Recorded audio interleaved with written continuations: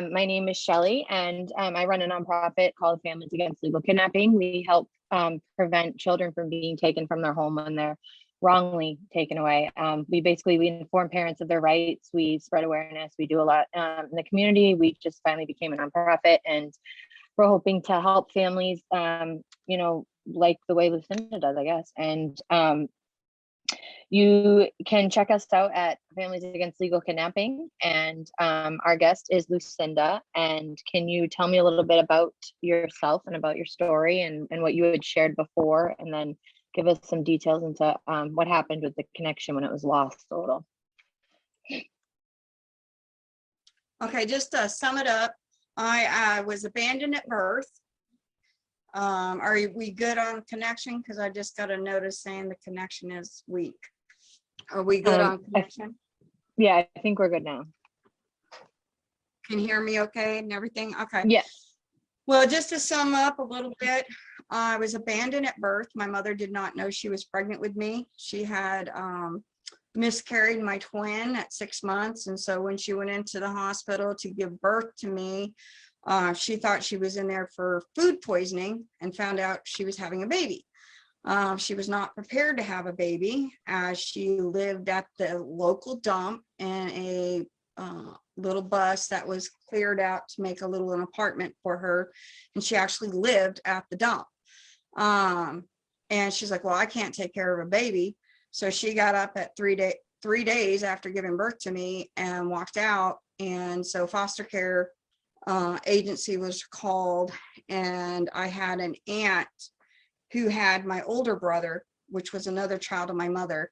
And so she came and said, well, I have her sibling, I'm her aunt. And so they allowed her to take me from the hospital at 3 days old.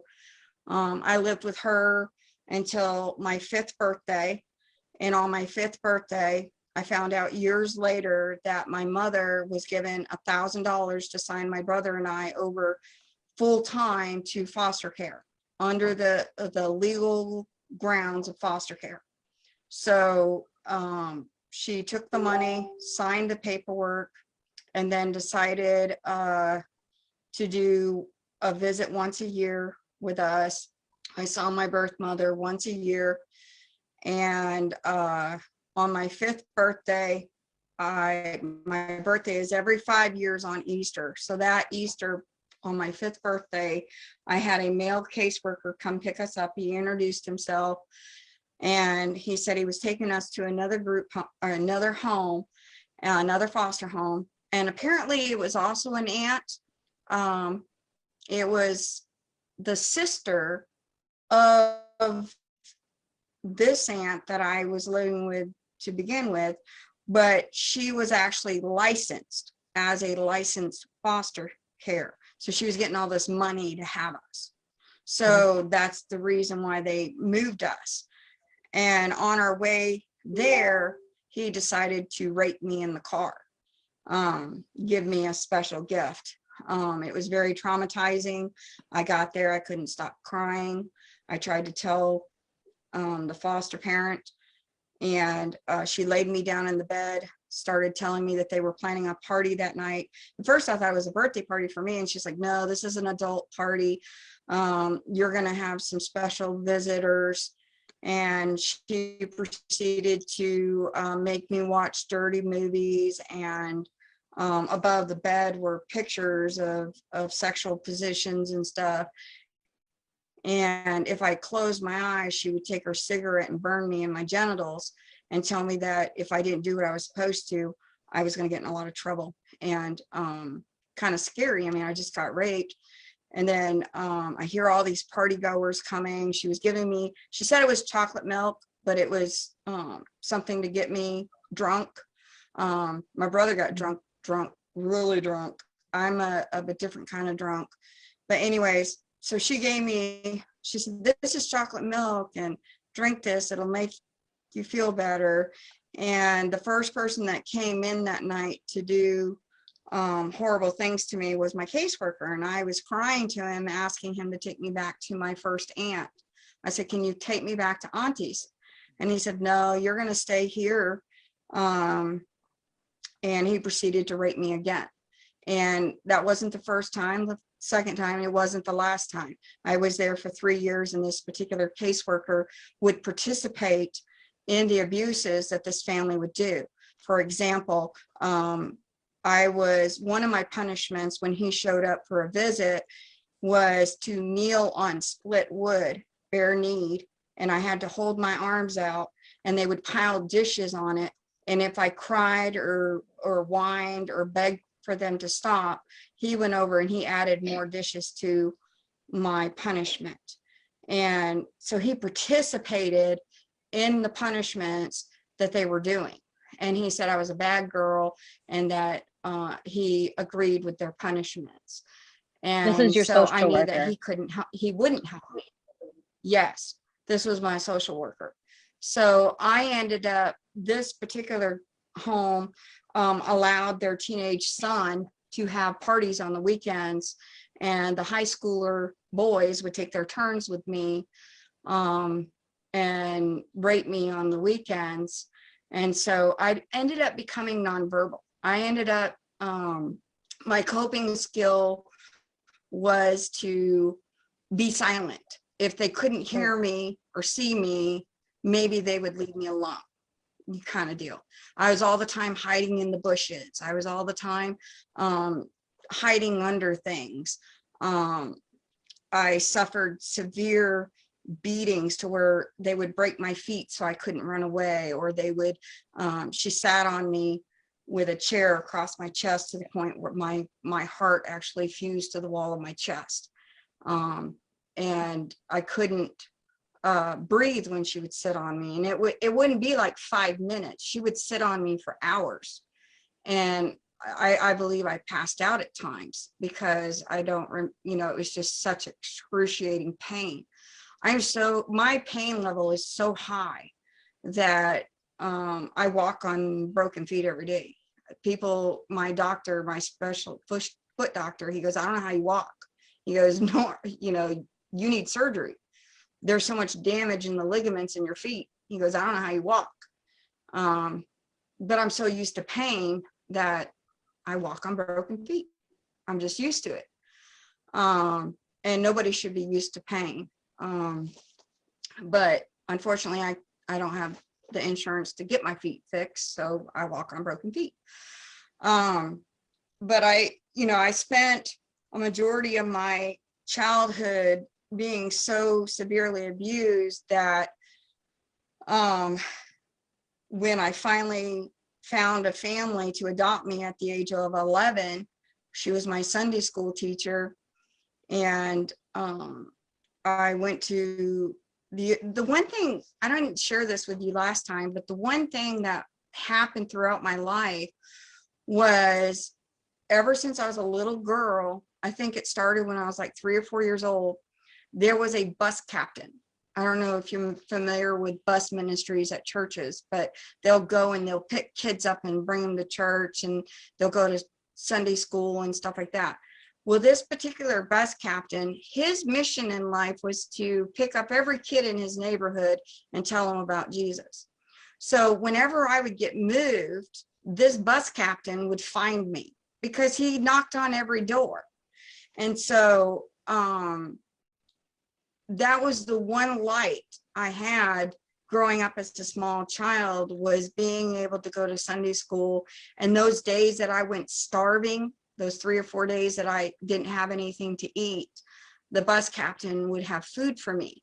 And the one foster home where she was severely abusing me, I would run away on Sundays and run to the bus captain and run away and be gone all day. She knew where I was at, but he ended up getting in trouble because she's like, you can't take her without permission. And so I would run away to church because I was safe there. So, but that's when a Sunday school teacher told me the verse, my life verse, that when your mother and father forsake you, I will take thee up. And I decided then that, I don't have a mom, I don't have a dad that loves me. All I had was God to pray to. So that kind of helped me when I was going through some of the things that I went through, because it was just so horrific. I can only share the tip of what happened to me because it's so graphic, some of the stuff that I had to endure as a small child. I suffer from PTSD and night terrors because of the severity. If I get really stressed, really stressed, like when I was being attacked after being on the Dr. Phil show, when I was getting those calls 6 hours and, being told that I was a cum dumpster and I should have been raped more when I was a child and stuff like that. It really traumatized me. I ended up having night terrors and having to go get help myself because of the severe trauma, and having the memories be so fresh, even though they weren't fresh. They are when you're severely abused like I was. It just takes a dream. It just takes a reminder, a smell, a certain sound, a certain statement to trigger somebody. And so I try to be really careful just to share the little bits, because if I shared the whole thing, people would be severely traumatized. And even this little bit, I know, need to be warned that it can be very traumatizing if you haven't dealt with your own abuses and your own traumas. And so I was adopted at the age of 11 by my Sunday school teacher, and my brother and I were adopted together. My brother was always in trouble with school and drugs and stealing cars, and they said they didn't care, that they would adopt us.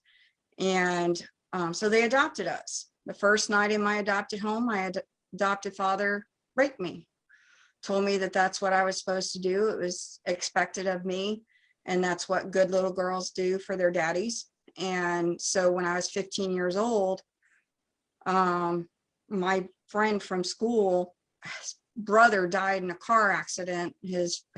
Her father accidentally ran over her baby brother, and she took piano lessons from my mom. And so the parents called her and asked if she could spend the night while they dealt with the death of their 3-year-old. And of course, my mom couldn't turn her away and said, absolutely, she can spend the night. I had never had anybody spend the night.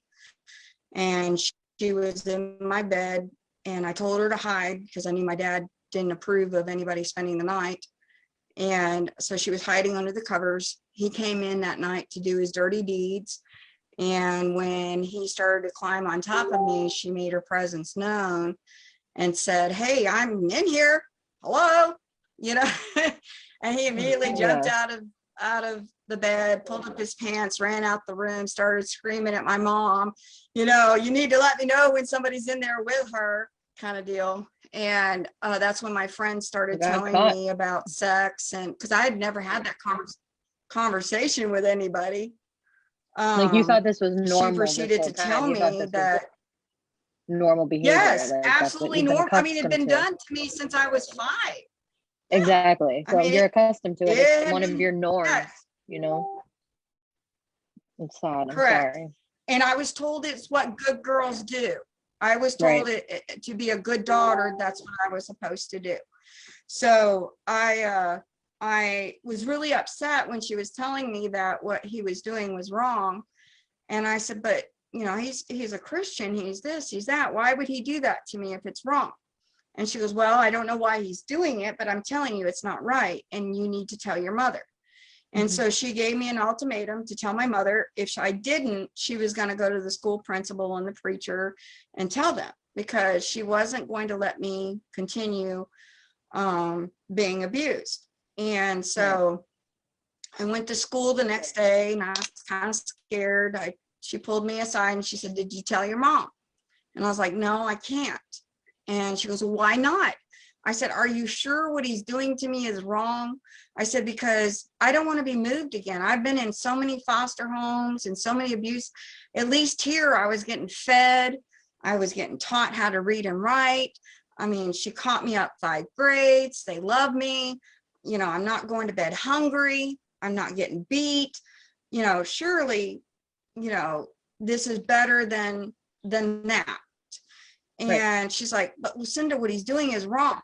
And I said, but And she goes, no, you need to tell somebody. And I really didn't want to tell anybody because I was scared of the consequences. And Exactly. so she gave me to the end of the day. I couldn't do it. I just couldn't. So she pulled the teacher aside and started telling the teacher what she had witnessed. And I broke down crying, and I said, I don't know what to do. I said, please don't send me away.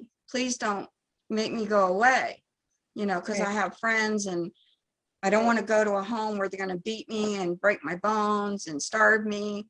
Please don't make me go away. So they sent me home. They called the cops. When I got to the house, my father came out and he begs me, he pulls me aside and he begs me to say that I was lying, that my friend was lying. And I'm making a deal with my abuser. He promises not to do it again. He swears up and down that, he just couldn't help himself. But he knows what he was doing was wrong and he won't do it again. And that way I don't have to leave.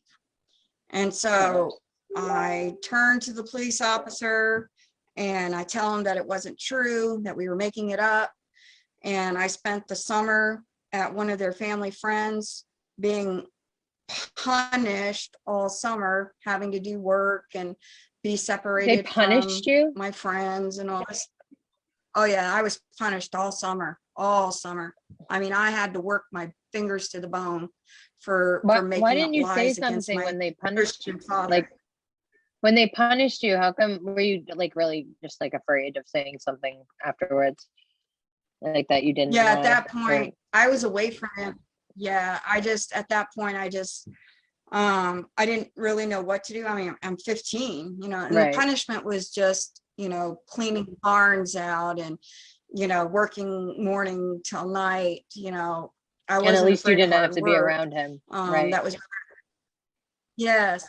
And I wasn't being beat. The punishments, seemed kind of harsh for my lies, but I knew that he knew the truth. And so my adopted mom, who taught me how to read and write, because the state of Maine had labeled me mentally retarded, said I couldn't learn. And she had been a teacher for 19 years, and she had taught me how to read and write and get caught up 5th grade so I could go to normal school. And the way she taught me how to read is we had a Betty Gordon series books that she taught me how to read out of. And these Betty Gordon series books was a group home. This young girl, was an orphan. She was in foster, in care, in orphan homes and all this stuff. And she was sent away to a boarding school. And all the adventures of boarding school basically was the Betty Gordon series, until she found a family that loved her and took care of her and all this stuff. So my mom was like, okay, you're going to come home, but you're not going to come home and stay. We're going to send you to this place called Hephzibah House, and you're going to stay there until you're repentant of lying on your father. And I was like, okay. I was cool with that because I love the Betty Gordon series. I was like, yeah, this will be great. I'll make new friends, and I don't have to worry about being raped every night. And the Betty Gordon series sounded like fun.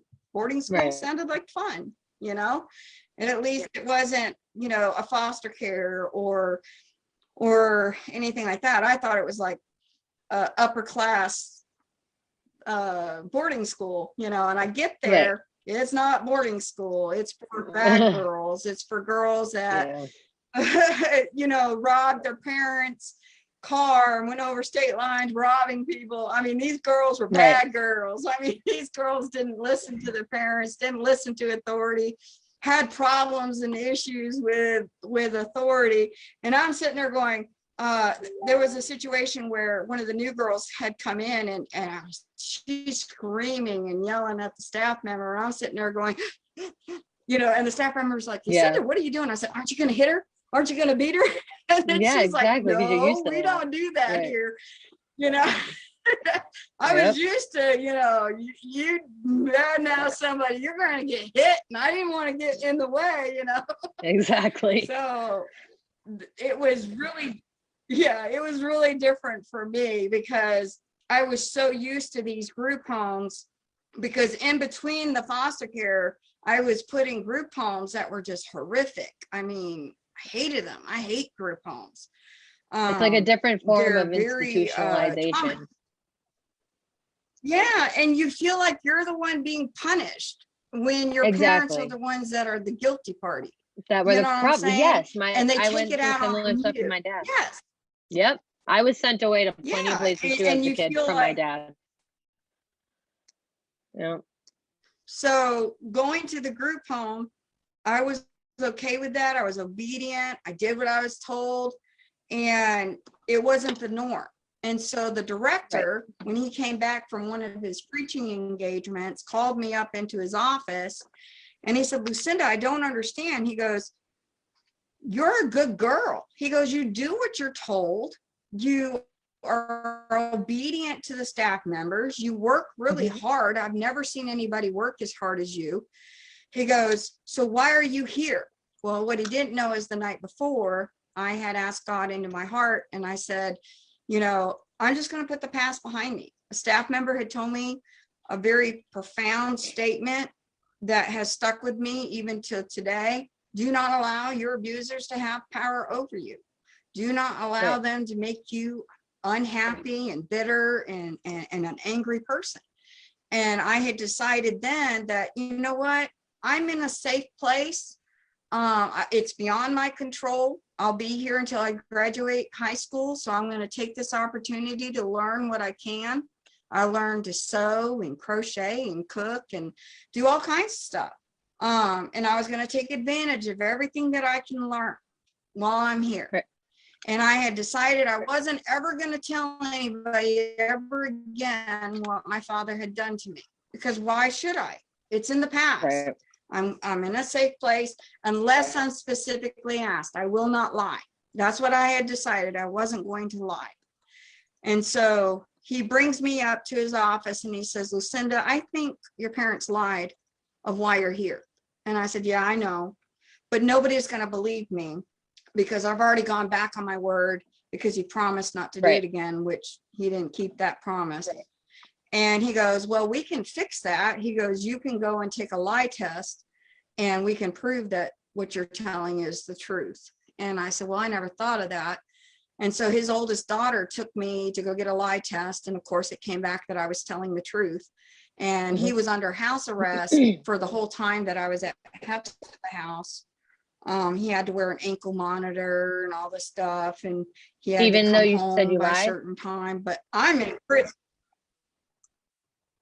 No. Like, you still got in trouble? When I took the lie test, yeah, when I took the lie test to Hefzibah House reported him. Yeah. And so he got arrested and he pled guilty to sexual abuse and was under house arrest. He was allowed to stay at home instead of going to prison, because men who abuse children get raped in prison. So the judge said that he could be under house arrest instead, so that he wouldn't get raped in prison. But doesn't that kind of so fit, they let doesn't him that kind of fit the crime there? Like, he would deserve it, you know? Like, well, the judge was like, well, the child doesn't live in the home. We'll just let him be under house arrest. So he was under house arrest for 3 years while I was at the group home. And on my 18th, right shortly after, well, no, it was November 16th. I was 18 years old. I still had my senior year to complete. And it was the first time I'd ever heard from a caseworker in a long time. And she told me I couldn't stay there, that my mother and her discussed it, and I was supposed to go back home to finish my senior year. And I said, but my abuser lives there. He raped me. You want me to go home, but yet he raped me. And she goes, oh, he won't do it again. He won't do it again. I said, well, he said that before. And he did it again. And she goes, well, what are you going to do? You can't stay there. You have to go home. Well, Hefzibah House begged me to stay. And I wanted to stay, but I also loved my mother. And I loved the idea of having a family. And I said, well, as long as I have a caseworker that's going to check in with me, and I had support, I would go home. So I decided to go ahead when my mom showed up to go home with her. Of course, on the ride home, I did not know my father was going to be there as well, because I was going to have that conversation of code words and, and stuff with my mom, if things were going to happen, have a plan, kind of like, Right. I believe in plans. And so we never did get to have that conversation. And just a few days after returning home, my adopted father calls me in the kitchen, and he's making, my mom was a tea fan. She liked hot tea all the time. I mean, she always drank hot tea. That was her thing. She was a health food nut, and everything was all homemade and all this stuff.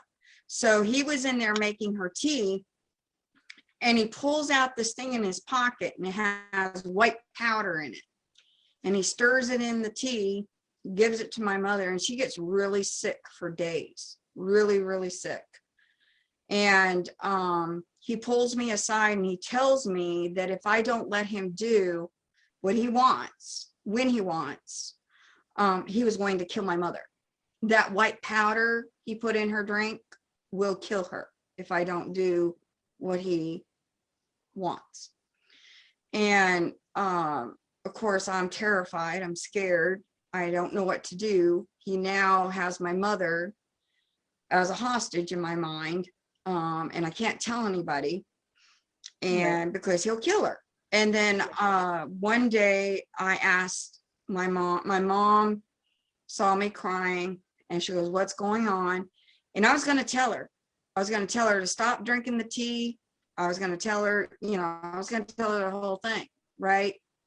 He walks in, interrupts the conversation, tells me to go do my chores and stuff like that, and tells my mom he needs her to run to the store, and it's winter time, right? He gets a frantic call about an hour later about how the brakes were cut. He hangs up the phone. He goes, "Did you hear that?" He goes, "Your mother's brakes were cut." And so he was bragging about cutting my mother's brakes, and that if I told her or told anybody else, he could kill my mother and make me marry him, and nobody would know and believe me. And so the power struggle of the mind that he was doing with me was so traumatizing. I didn't know what to do. I couldn't tell anybody, or he killed my mother, and I loved my mother, and I was scared that if I told anybody, that he was going to go through with what he said he would do. I mean, Hurting your mom. Witnessed it. And so the school that I was going to for my senior year, the kids were told that they weren't allowed to eat lunch with me. I was basically what's called churched.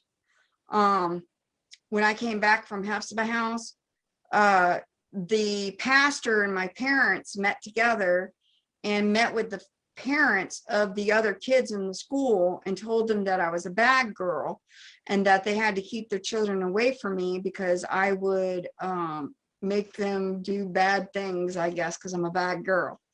And so the teenagers weren't allowed to fellowship with me, and I wasn't allowed to go to their youth meetings, or if I did go, my parents were right there beside me. They never left my side. I wasn't allowed to talk to anybody. And my school principal seemed to think that that was kind of odd, kind of weird, because he saw that I was very, very obedient. I did whatever I was told, without question. I wasn't rebellious. I wasn't smart mouthed. I was very, very humble. I barely spoke. And so